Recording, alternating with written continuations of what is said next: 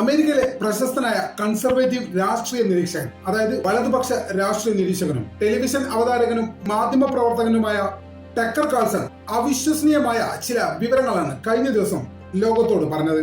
അദ്ദേഹം പറഞ്ഞെന്താന്ന് വെച്ചാൽ, ഈ ഇപ്പൊ നടക്കുന്ന മിഡിൽ ഈസ്റ്റിലെ ഈ ടെൻഷൻ ഉണ്ടല്ലോ, ഈ ടെൻഷനുമായി ബന്ധപ്പെട്ട് രണ്ട് പ്രധാന ഗൾഫ് രാജ്യങ്ങളിൽ മൊസദിന്റെ 2 ആളുകളെ ഇതിനോടകം തന്നെ അറസ്റ്റ് ചെയ്തിട്ടുണ്ട് എന്നാണ്.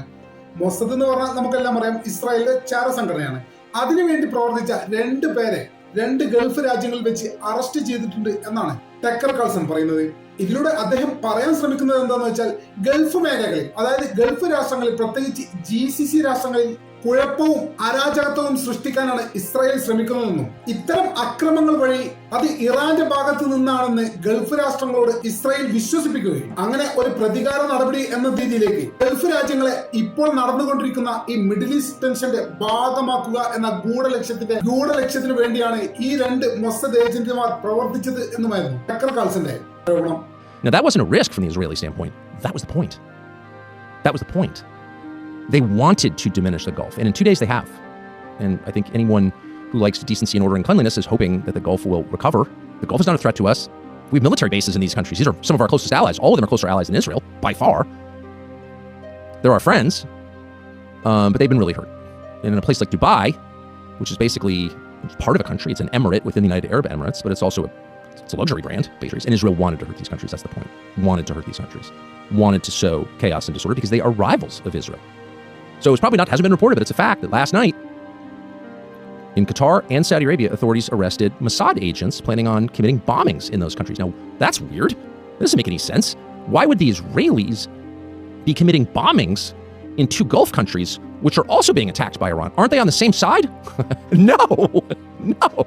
Israel wants to hurt Iran and Qatar and UAE and Saudi and Bahrain and Oman and Kuwait.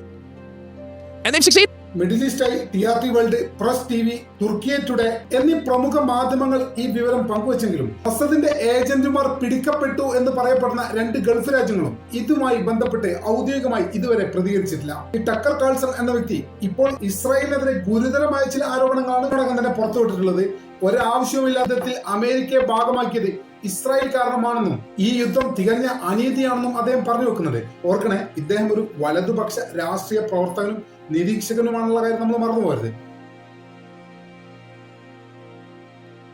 അവർ പ്രധാനമായിട്ടും പറയുന്നത്, ഞങ്ങൾ സൗദിയിലുള്ള ഞങ്ങളുടെ സഹോദരന്മാരുമായി ഞങ്ങൾ ഇപ്പോൾ സംസാരിച്ചിരുന്നെന്നും അവിടെ നടന്ന അക്രമങ്ങൾ നമുക്കറിയാം. സൗദി അറേബ്യയിലെ അരാംകോ റിഫൈനറിക്കെതിരെ കടുത്ത രീതിയിലുള്ള ബോംബാക്രമണം ഉണ്ടാക്കിയും വലിയ നാശനഷ്ടങ്ങൾ ഉണ്ടായിട്ടുണ്ട്. ആ പ്രവൃത്തിയിൽ ഇറാന് യാതൊരു ബന്ധമില്ലെന്നും അവിടെ നടന്ന അക്രമങ്ങൾ ഇറാൻ നടത്തിയതല്ല എന്നും അദ്ദേഹം സൗദി അറേബ്യക്ക് ഉറപ്പു നൽകുന്നുണ്ട്. അദ്ദേഹം ഉറപ്പു നൽകുന്നു എന്ന് പറയുമ്പോൾ ആരാണ് അദ്ദേഹം എന്ന് ചോദിച്ചാൽ, ഇറാന്റെ വിദേശകാര്യ ഉപമന്ത്രിയായ മജീദ് തക്വി റവാഞ്ചിയാണ് ഇത്തരമൊരു കാര്യം തുറന്നു പറഞ്ഞത്. ഇത്തരമൊരു അവസരത്തിലാണ് വളരെ ഗൗരവമുള്ള ഒരു ചോദ്യം വരുന്നത്. അങ്ങനെയെങ്കിൽ സൗദിയിലുള്ള അരാംകോ പ്ലാന്റ് ആരാണ് ആക്രമിച്ചത്? ഇറാൻ അല്ലെന്ന് അവർ തീർത്തു പറയുന്നു. സൗദി ഏറെക്കുറെ അത് വിശ്വസിക്കുകയും ചെയ്യുന്നു. പിന്നെ ആരായിരിക്കും അരാംകോയിൽ ആക്രമണം നടത്തിയത്? ഇറാനും അറബ് രാഷ്ട്രങ്ങളും തമ്മിലുള്ള ഐക്യം നമുക്കറിയാം വളരെ കാലം ശത്രുതയിലായിരുന്നു കഴിഞ്ഞിരുന്നത്. ഈ അടുത്ത കാലത്തായിട്ട് അവർക്കിടയിൽ വലിയ രീതിയിലുള്ള ഐക്യം വരുന്നുണ്ട്. ആ ഐക്യം തകർക്കാനും ഇപ്പോൾ നടന്നുകൊണ്ടിരിക്കുന്ന അമേരിക്ക ഇസ്രായേൽ നേതൃത്വത്തിലുള്ള മിഡിൽ ഈസ്റ്റിലെ ഈ ടെൻഷനിലെ ഈ വാറിലേക്ക് അറബ് യൂണിയനെ, അതായത് GCC കൺട്രികളെ ഒന്നിച്ച് ഭാഗമാക്കാനുള്ള ഒരു ഗൂഢതന്ത്രത്തിന്റെ കരുനീക്കമാണോ ഇപ്പോൾ നടക്കുന്നതെന്ന് സ്വാഭാവികമായിട്ടും നമുക്കെല്ലാം സംശയം തോന്നുന്നുണ്ട്. അതായത് ഗൾഫ് രാജ്യങ്ങളിലെ അടിസ്ഥാന സൗകര്യങ്ങൾ നശിപ്പിച്ചുകൊണ്ട് അവരെ ഇറാനെതിരെ തിരിക്കാനുള്ള ശക്തമായ ഗൂഢാലോചന നടക്കുന്നുണ്ട് എന്ന് തന്നെയാണ് നമ്മൾ കരുതുന്നത്. ഗ്രേറ്റ് ഇസ്രായേലിന്റെ സ്ഥാപനത്തിന് വേണ്ടി മിഡിൽ ഈസ്റ്റിൽ ആകെ അരാജകത്വം സൃഷ്ടിക്കുക എന്നത് ചില തൽപര കക്ഷികളുടെ നൂറ്റാണ്ടുകളായിട്ടുള്ള ഒരു ആഗ്രഹമാണ്. അത്തരം ആഗ്രഹക്കാരാണ് ഇത്തരം കപടമായ ആക്രമണങ്ങൾ ഗൾഫ് രാജ്യത്ത് ഉടനീളം ഉണ്ടാക്കുന്നത് എന്നാണ് പുറത്തു വരുന്ന വിവരം. ഇതുവഴി അറബ് ലോകത്തെ തെറ്റിദ്ധരിപ്പിക്കാനും ഇറാനുമായി ഉണ്ടായിക്കൊണ്ടിരിക്കുന്ന സൗഹൃദം നശിപ്പിച്ച് ഇവരെ തമ്മിൽ സ്ഥിര ശത്രുക്കളാക്കാനുള്ള ഗൂഢതന്ത്രമാണ് ഇവിടെ നടക്കുന്നത് എന്നുള്ള കാര്യത്തിൽ യാതൊരു സംശയവുമില്ല. നമുക്കറിയാം, ഇറാന്റെ വിദേശകാര്യമന്ത്രി അബ്ബാസ് അഗ്രാച്ചി അറബ് രാജ്യങ്ങളുമായി നിരന്തരമായി ബന്ധപ്പെടുകയും അവർക്കിടയിലുള്ള നയതന്ത്ര ബന്ധം ശക്തമാക്കാനും വലിയ രീതിയിൽ സമയം ചെലവാക്കുന്നുണ്ട്. ഇത്തരം ഒരു സാഹചര്യത്തിൽ ഇങ്ങനെ ഒരു സ്ഫോടനം ഉണ്ടാകുക എന്ന് പറഞ്ഞാൽ നമുക്ക് ഉറപ്പാണ് ഇത് യാദൃശികമായി സംഭവിക്കുന്ന ഒരു കാര്യമേ അല്ല. ചൈനയെ പോലെ റഷ്യയെ പോലെയുള്ള വൻ ശക്തികൾ ഇറാന്റെ പരമാധികാരത്തിന് പൂർണ്ണ പിന്തുണ നൽകുമ്പോൾ പടിഞ്ഞാറൻ ശക്തികൾക്ക് മേഖലയിൽ നിലവിലുള്ള തങ്ങളുടെ സ്വാധീനം നഷ്ടപ്പെടുമെന്ന ഭയവും സ്വാഭാവികമായിട്ടും ഉണ്ട്. ദുബായ് ബേസിൽ നിന്നൊക്കെ അമേരിക്കൻ സൈന്യം കൂട്ടപ്പാലായനം നടത്തുന്നു എന്നതിനൊപ്പം അറബ് മണ്ണിൽ വീണ്ടും ചോരപ്പുഴകൾ ഒഴുക്കി അവരുടെ സാന്നിധ്യം ഉറപ്പിക്കാനാണ് ഇത്തരത്തിലുള്ള ശ്രമങ്ങളെന്ന ആക്രമണങ്ങൾ എന്നാണ് ഒരു പ്രമുഖമായിട്ടുള്ള വിലയിരുത്തൽ.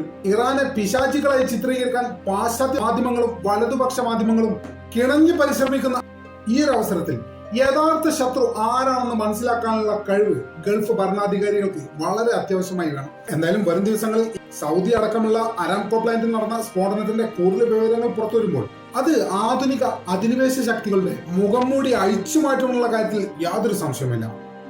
എന്തായാലും വളരെ കയോട്ടിക്കായ, വളരെ കോംപ്ലിക്കേറ്റഡ് ആയ, സെൻസിറ്റീവായ ജിയോ പൊളിറ്റിക്കൽ ഇഷ്യൂസ് ആണ് മിഡിൽ ഈസ്റ്റിൽ നടന്നുകൊണ്ടിരിക്കുന്നതെന്നുള്ള കാര്യത്തിൽ യാതൊരു സംശയവുമില്ല.